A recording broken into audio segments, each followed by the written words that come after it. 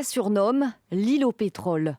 Située dans le golfe Persique, à 25 km des côtes iraniennes et à moins de 500 km du stratégique détroit d'Ormuz, l'île de Kharg abrite un très important terminal pétrolier.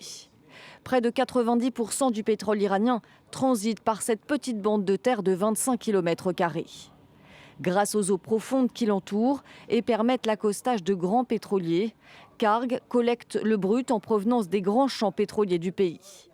L'île peut ainsi stocker 30 millions de barils et ses ressources sont vitales pour l'économie du pays. Une grande partie de ses revenus alimente les gardiens de la Révolution, l'armée idéologique du régime, et contribue au financement de son appareil militaire et sécuritaire.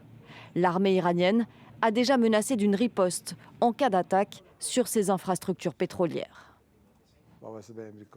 Nous avons déjà déclaré que nous ciblerions tous les ports ainsi que les banques et les entreprises américaines. Ils pensent qu'en frappant Kharg ou certaines îles, ils peuvent faire pression sur nous.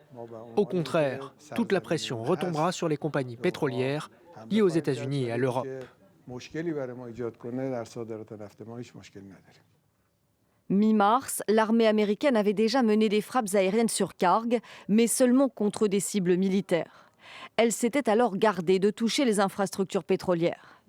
Des bombardements plus larges ou une prise de contrôle de l'île pourraient donc rapidement paralyser les exportations de pétrole iranien et priver le pays de l'essentiel de ses revenus. D'après le site d'information américain Axios, Washington envisagerait une autre alternative, un blocus pour asphyxier économiquement l'Iran, une option jugée moins risquée pour Washington.